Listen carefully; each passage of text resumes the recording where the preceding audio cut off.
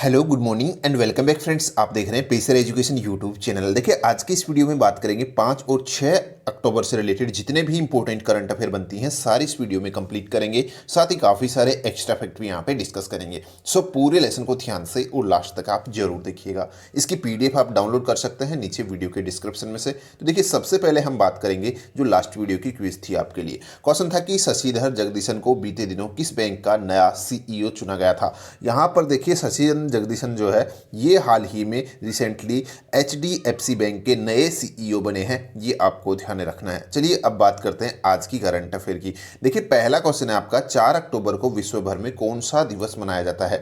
निम्न में से 4 अक्टूबर को हर साल विश्व भर में जो है राष्ट्रीय पशु दिवस के रूप में मनाया जाता है। यहाँ पर देखिए राष्ट्रीय पशु दिवस या फिर आप कह सकते हो वर्ल्ड एनिमल डे जो है इसकी शुरुआत की गई थी 24 मार्च 1925 को बर्लिन में जर्मनी में जो है जो स्पोर्ट्स पैलेस है वहीं पर पहला विश्व पशु दिवस आयोजित किया गया था। और यहाँ पर देखिए पहले 24 मार्च को मनाया जाता था, लेकिन पहली बार 1929 को इसको जो है 24 मार्च की जगह 4 अक्टूबर को मनाया गया और तब से अब तक हर साल ये 4 अक्टूबर को भी मनाया जाता आ रहा है। तो ये चीज़ आपको ध्यान रखना है। पहले 24 मार्च को मनाया जाता था, अब ये 4 अक्टूबर को मनाया जाता है 1929 से। चलिए नेक्स्ट क्वेश्चन अपना देखिएगा। हाँ, महाराष्ट्र के अहमदनगर में एक स्वदेश निर्मित laser guided anti tank guided missile ATGM का सफल परीक्षण किया गया है। इसकी मारक क्षमता कितनी है? तो इसकी मारक क्षमता है 5 किलोमीटर तक। देखिए यहाँ पर मैं बात कर रहा हूँ जो यहाँ रक्षा मंत्रालय है उसके द्वारा हाल ही में घोषणा की गई थी जो ATGM है जिसको यहाँ पर जो महाराष्ट्र है वहीं से अहमदनगर में जो है इसको सफल परीक्षण हाल ही में इसका किया गया है और इसकी जो मारक क्षमता है वो 1.5 से और 5 किलोमीटर की रेंज में इसकी मारक क्षमता बताई गई है। यहाँ पर देखिए अभी रिसेंटली जो इसका सफल परीक्षण किया गया है इसके अंदर इसको जो MTB अर्जुन है 132 mm राइफल से इसका जो है ये परीक्षण किया गया है, ये आपको ध्यान रखना है। ठीक है, तो इसकी मारक क्षमता आपको बस ध्यान रख लेनी है 1.5 से और 5 किलोमीटर तक है।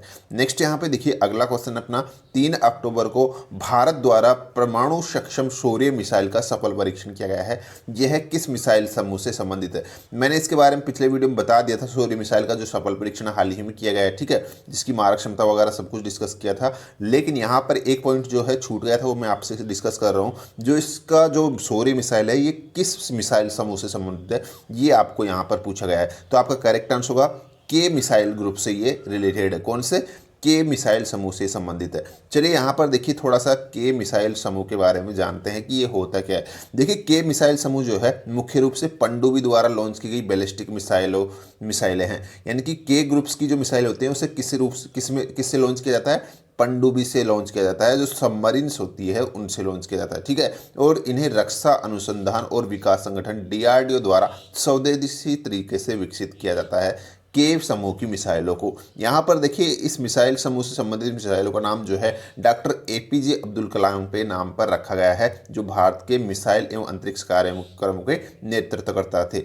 यहाँ पर देखिए 11वें राष्ट्रपति के रूप में भी इन्होंने कार्य किया है अब्दुल कलाम में जो है इन्होंने, और यहाँ पर इन्हीं के नाम पर जो है के ग्रुप्स की मिसाइलों का नामकरण किया जाता है, ये आपको ध्यान रखना है। ठीक है, अभी रिसेंटली जो शौर्य मिसाइल जो मैंने पिछले वीडियो में बताया था, ठीक है, इसका सफल परीक्षण अभी किया गया था। ये के ग्रुप्स की मिसाइल ही हैं और जिसकी मारक क्षमता कम से कम 750 किलोमीटर है और इससे अधिक भी हो सकती है। ठीक है, तो ये आपको ध्यान रखना है। रिसेंटली इसका परीक्षण किया गया था और इस मिसाइल को अरिहंत वर्ग की जो परमाणु पनडुब्बी है उससे लॉन्च किया गया था। ठीक है, ये आपको ध्यान रखना है।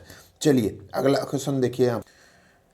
देखिए यहाँ पे अगला क्वेश्चन है अपना, हाल ही में भारत सरकार ने विज्ञान एवं प्रौद्योगिकी विभाग द्वारा स्थापित DST inspire faculty fellowship DST ने उस प्रणाली की खोज की है जिसके द्वारा जो संक्रमण से जो है निपटा जा सकता है। जो संक्रमण किस फसल से संबंधित है? यहाँ पर देखिए क्वेश्चन बोल रहा है कि जो संक्रमण है ये किस फसल से संबंधित है, किसको संक्रमित करता है, जो इन्फेक्शन है ये, ठीक है, ये आपसे पूछा गया है। तो करेक्ट आंसर होगा यहाँ पर चावल से संबंधित रोग है ये। किससे?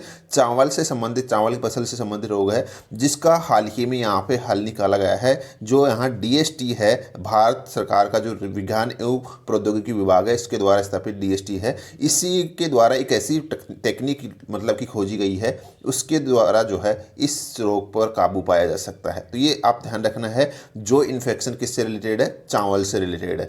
नेक्स्ट यहाँ पे देखिए हम बात करते हैं नेक्स्ट क्वेश्चन की अपना। देखिए, कौन भारतीय 7 अक्टूबर 2020 को प्रतिष्ठित डेयरिंग सिटीज 2020 यानी कि डेयरिंग सिटीज 2020 सम्मेलन में बोलने वाले दुनिया भर के 5 नेताओं में से एक होंगे? तो करेक्ट आंसर होगा यहाँ पर आपका जो अरविंद केजरीवाल है।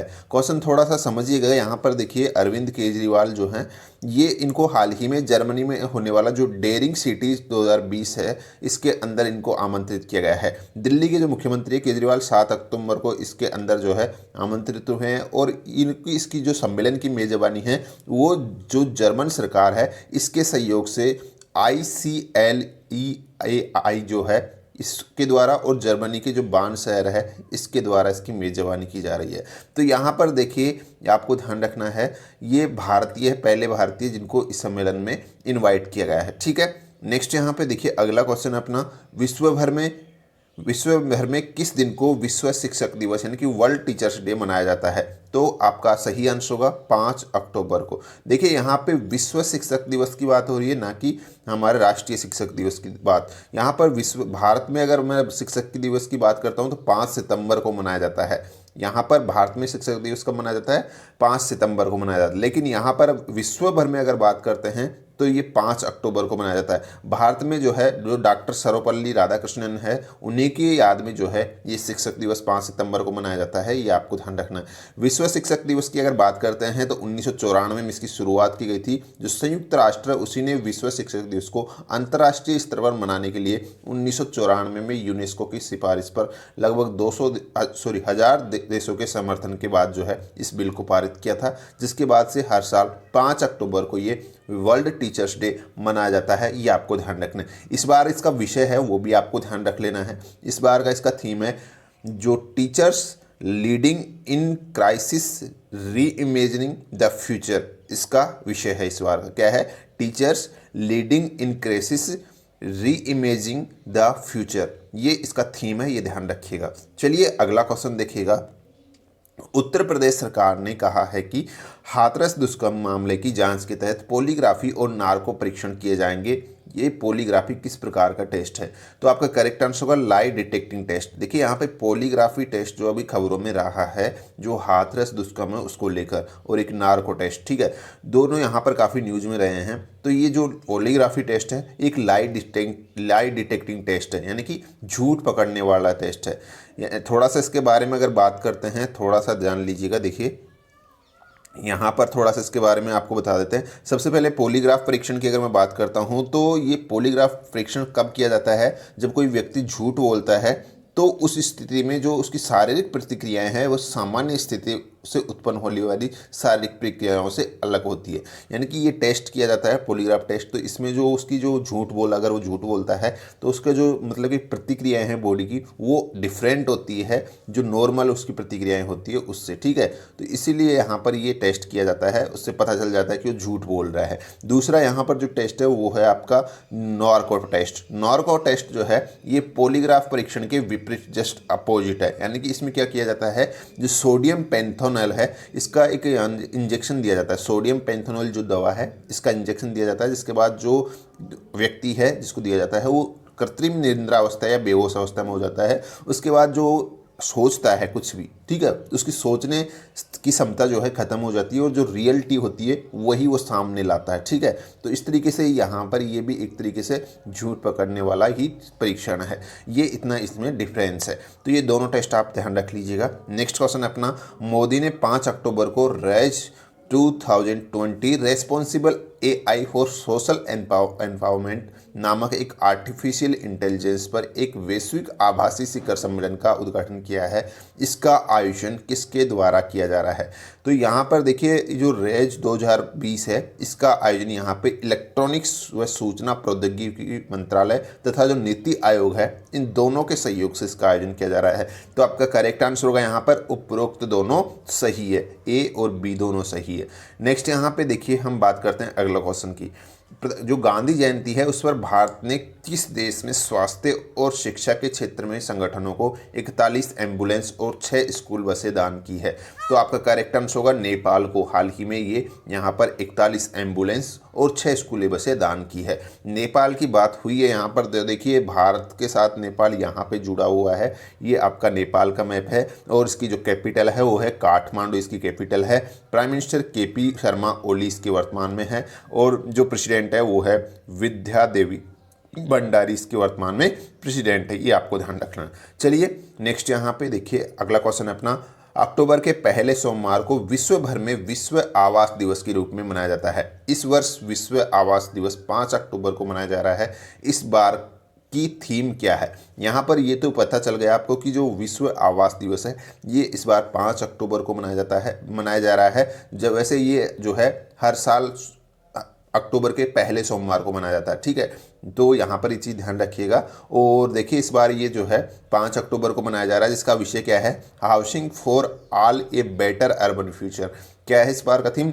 Housing for all a better urban future इसका विषय रखा गया है। यहाँ पर देखिए इसे कई नामों से जाना जाता है। विश्व पर्यायवास दिवस भी इसे कह सकते हैं, वर्ल्ड हैबिटेट के नाम से भी इसे कह सकते हैं आप, और वर्ल्ड हाउसिंग डे के नाम से भी इसे जान सकते हैं, और विश्व आवास दिवस के नाम से भी इसे जान सकते हैं। तो ये 1985 में संयुक्त राष्ट्र महासभा में पहली बार जो है वर्ल्ड हैबिटेट डे मनाने की घोषणा की गई थी, जबकि 1986 में इसे अक्टूबर के पहले सोमवार को मनाया जाने लगा था, ठीक है। ये आपको ध्यान रखना है। नेक्स्ट यहाँ पे देखिए क्वेश्चन है, केंद्रीय उत्तर पूर्वी क्षेत्र विकास राज्य मंत्री जिनके पास स्वतंत्र प्रभार है अभी, जितेंद्र सिंह, इन्होंने जो है हाल ही में discovering the heritage of Assam नामक एक यहाँ पे पुस्तक का विमोचन किया है, जिसको किसने लिखा है ये यहाँ पर पूछा गया है। तो discovering the heritage of Assam, ये पुस्तक हाल ही में जो है विमोचित की गई है और इसको लिखा है जो यहाँ पर पद्मापाणी बोरा, ठीक है, इन्हीं के द्वारा इस पुस्तक को लिखा गया है। किसके द्वारा? पद्मपाणी बोरा के द्वारा इस पुस्तक को लिखा गया है। यहाँ पर देखिए हाल ही में जो है डिस्कवरिंग हेरिटेज ऑफ आसाम, ये पुस्तक जो है जो जितेंद्र सिंह है अभी वर्तमान में केंद्रीय उत्तरी पूर्वी क्षेत्र विकास राज्य मंत्री, इन्हीं के द्वारा इसका विमोचन मतलब कि किया गया है और इसको लिखा है पद्मपाणी बोरा ने। किताब के बारे में अगर बात करते हैं तो नाम से वैसे आपको पता चल रहा है discovering the heritage of Assam, यानी कि जो आसाम है उसी को इसमें दर्शाया गया है। आसाम की जो जनजातीय विरासत है, वहाँ की जो आस्था है, परंपरा है, ठीक है, उन सब चीज़ों को इस पुस्तक के अंदर दर्शाया गया है। नेक्स्ट यहाँ पे देखिएगा, फिजियोलॉजी या मेडिसिन में नोबेल पुरस्कार 2020 के लिए किसको हेपेटाइटिस C वायरस की खोज के लिए प्रदान किया गया है? यहाँ पर हाल ही में देखिए बड़ी अपडेट है, आपको ध्यान रखना है। 2020 का जो मेडिसिन में नोबेल पुरस्कार यानी कि फिजियोलॉजी क्षेत्र का जो नोबेल पुरस्कार उसकी घोषणा कर दी गई है और इस बार ये 3 लोगों को संयुक्त रूप से दिया गया है, जिसमें हार्वे जे अल्टर नाम शामिल है, चार्ल्स एम राइस शामिल है और माइकल ह्यूटन शामिल है। अमेरिका के हैं हार्वे जे अल्टर और यहाँ पर चार्ल्स एम राइस भी अमेरिका से हैं और माइकल ह्यूटन ब्रिटेन से हैं। इन तीनों को संयुक्त रूप से यहाँ पर इस बार मेडिसिन का नोबेल पुरस्कार दिया गया है। ये चीज़ आपको ध्यान में रखनी है, ठीक है। तो आपका करेक्ट आंसर यहाँ पर डी वाला हो जाएगा। चलिए यहाँ पर इनको क्यों दिया गया है, देखिए हेपेटाइटिस C का जो वायरस है उसी के लिए यहाँ खोज के लिए इनको ये ध्यान रखना है। जो हेपेटाइटिस C वायरस है उसी की खोज के लिए इन तीनों को संयुक्त रूप से ये इस बार का नोबेल पुरस्कार दिया गया है मेडिसिन वाला, ठीक है। ये चीज़ ध्यान रखें।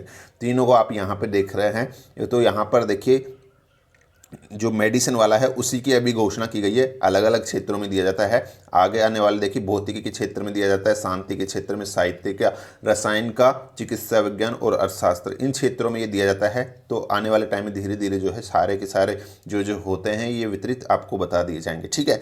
यहाँ पर देखिए नोबेल पुरस्कार की अगर बात करते हैं तो नोबेल फाउंडेशन द्वारा स्वीडन के एक जो वैज्ञानिक है अल्फ्रेड नोबेल, उन्हीं की याद में 1901 में जो है इसको शुरू किया गया था नोबेल पुरस्कार को, ठीक है। तो ये चीज़ ध्यान रखिएगा। नेक्स्ट यहाँ पे देखिए अगला क्वेश्चन है, भारतीय स्टेट बैंक SBI के एसबीआई ने किसको 1 अक्टूबर 2020 से अपने नए मुख्य वित्तीय अधिकारी सीएफओ के रूप में नियुक्ति दी है। तो यहाँ पे देखिए एसबीआई का जो नया सीएफओ यानी कि मुख्य वित्तीय अधिकारी है वो कौन बनाया, हाल ही में चरणजीत सिंह अत्रा को चुना गया है। किसको? चरणजीत सिंह अत्रा को चुना गया है। नेक्स्ट यहाँ पे देखिएगा अपना क्वेश्चन है कि स्वच्छ भारत पुरस्कार 2020 में किस राज्य को पहला स्थान मिला है।